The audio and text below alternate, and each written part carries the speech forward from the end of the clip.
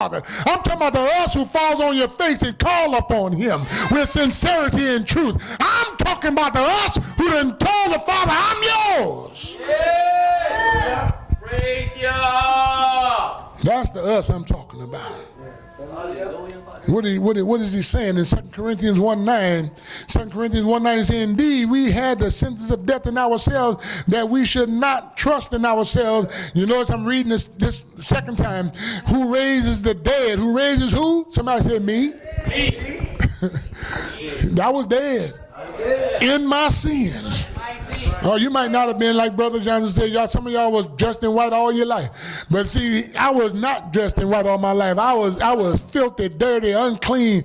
My name wasn't even worth being spoken. Hallelujah. But the Father said, I'm looking way down there where you are, and I see something I created for me. I see something your mama didn't see. I see something your daddy didn't see. Your wife put you out. I see something your wife didn't see. Your husband put you out. I see something your husband didn't see.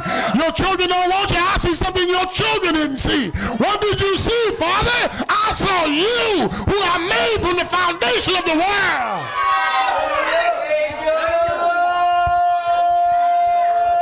Hallelujah. That's why you're sitting here right now. Because I made you from the foundation of the world. To be right here, right now, at this time. Because you're the ones I've chosen to proclaim me to the world. You're the one I've chosen to be my light out there in that dark world. You are the ones I knew was going to make up your mind. I knew you was going to turn your back on the world. I knew you were going to give your life to me because I gave it to you. Hallelujah. Praise you. Hallelujah. That's good news. Yes. Yes. That's what Brother Stanley said last night. That's good news. Hallelujah. So I heard every message thus far. Got one more to go. I wasn't ready for the one he gave me last night, but he kept me up past midnight. He said, this is how I want you to close it with. The one I'm going to give you for later on. Hallelujah. And if all of us want it, just stick around. Hallelujah. Where I done forgot where I was. Okay, look at 10. Who reserves us, rescued us, saved us, kept us from some so great a death. And he still is rescuing. That's what he said, right? In whom we trust, and he will rescue. In other words, he's rescuing right now, and in the future he's going to keep on. Why? Because he sees you walking the streets of gold. He sees that. That's within the scope of his purpose for us. He sees us sitting in a throne with his son. That's what he called us for. Everybody not going. I understand that, Father, but I'm asking you, let us make it. Yes. Praise you. Thank you. Anybody want to make it? Shout hallelujah if you want to make it. Praise his name, for he is worthy to be praised. Praise you. You know why he chose us? He knew that we had an affinity for the things of this world. He knew that. Why? Because he knew where we come from. Where did we come from? We came from Adam and Eve. Yes, indeed. They had an affinity for the world. Yep. The same thing I'm getting ready to read to you is the same thing that happened in the garden. Yes. Look at it in 1 John chapter 2. 1 John. It was in the garden. Yep. 1 John chapter 2. Everybody there? Yep. Look at verse 16. 1 John chapter 2. Verse 2, verse 16. Because all, he said. Yep. He didn't say some. Because all that is in the world. What is it? The lust of the flesh, the lust of the eyes, and the pride of life is not of the Father, but of the world. Eve, yeah, that's it. Because that's what started off with Mother Eve. She saw that fruit, she lusted after it. The lust of the eyes, she saw it. The lust of the flesh, she wanted it. She desired it. Why? Because it was pride that knowledge was going to make her wiser than her husband. That's what she thinks. Woo. That's what she thinks. He told him and he told me. But oh, you telling me I'm not going to die if I eat that? I'm going to be like he is if I eat that? That means I'm going to be better than my old man. Tell him what to do. Yeah, he trying to be my boss. I'm going to get more knowledge than him. The lust of the eyes, the lust of the flesh, and the pride of life. It was there in the garden. And the Father kicked it out the garden, which telling us the lust of the flesh and the pride of life and all of that stuff is not going to be in his kingdom. Yes, no. We got to get rid of that lust. We got to get rid of that pride. Yes. Yes, indeed. It's not going into the kingdom. Hallelujah. It said, it's not of the Father, but it's of the world. Yes, indeed. That's telling us quite clear, isn't it? Verse 17 says, and the world passes away. Somebody says passing away. It's passing away, and the lust of it is passing away. But the one doing the desire of Elohim remains forever. Come on, somebody. Come on, somebody. Oh, we got a promise right there. We got a promise of forever. We got a promise of immortality. We got a promise of eternity. We got a promise of everlasting if we just remain in him. That's why Paul came back and said, there is therefore now no condemnation to those that are in him. Brothers and sisters, I don't know about you, but I'm so glad that I'm wrapped up, tied up, tangled up on the inside of him. Way! Thank you. Yes, indeed. We will remain forever. Hallelujah. Our Father is a good one. Yes, he is. He's the best. Yes, There is none that can do for us what he's already done. And I'm going to add this to it. None that can do for us what he has already promised to do. And right now I'm subsisting on his evidence. But after a while I'm subsisting on his eternity. Oh, it feels good to be in here in this mortality.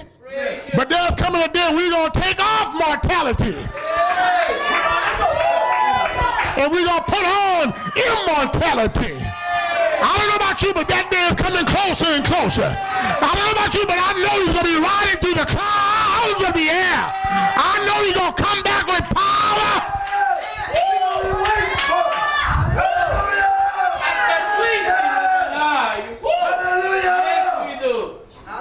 Ain't no doubt in my mind. Hallelujah. Yes, We gonna we prepare for him. Whew. Hallelujah. First Kepha. I'm almost finished. I know some of y'all gonna say you kind of short-winded today. No, I'm not. I got another message. Yep. Praise God. Hallelujah. I just want you to get this down your stomach first. Hallelujah. I don't want you to get full. Not yet. I'm gonna run your cup over after a while. But it's not me that's going to do it. It's the he that's in me. He gave it to me to give to you. Praise God. First Kepha, chapter 4. Are you there yet? Yes, sir. Looking at verse number 6, he said, for this reason, the good news was also brought to those who are dead. Y'all see that, don't you? The good news is brought to those who are dead. Left their body. Yeah, they're dead already. Hallelujah. So that, whereas they are judged according to men in the flesh, they might live according to Elohim in the spirit. We ought to be tired of living in the flesh.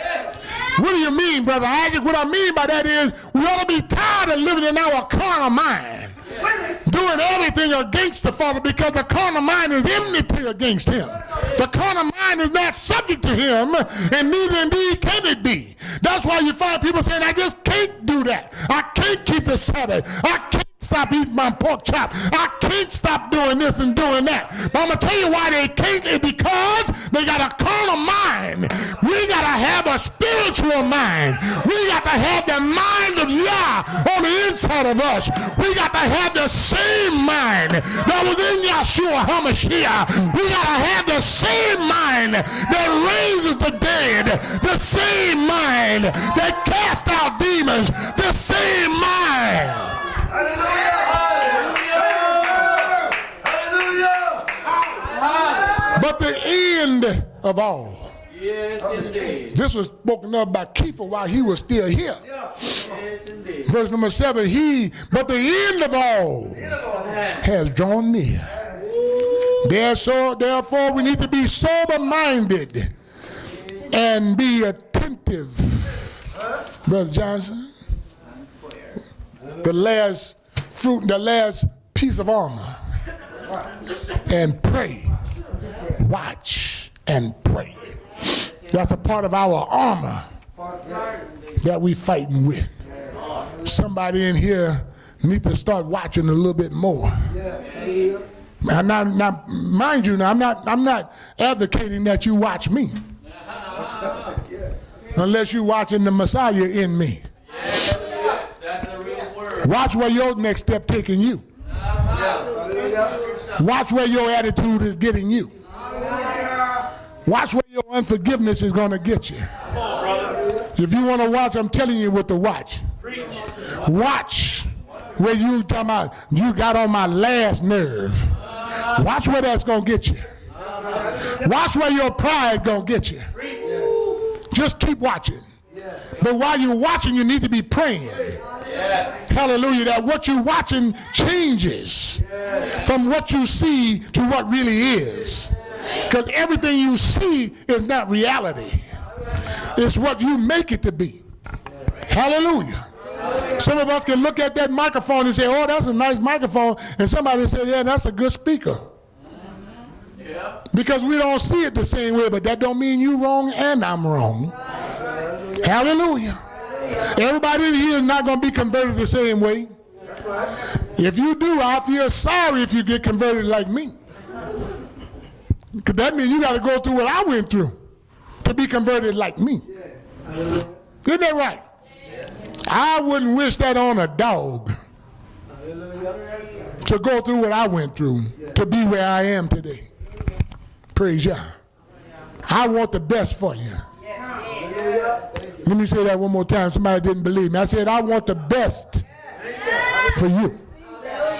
Hallelujah. The youngest person in here, Jonathan, I want the best for him in this hellish world. Hallelujah. Every time he come here, I want the light to shine on him. I want him to get attracted. I want his ears to perk up every time he hear the preaching of the word. Hallelujah. Praise his name.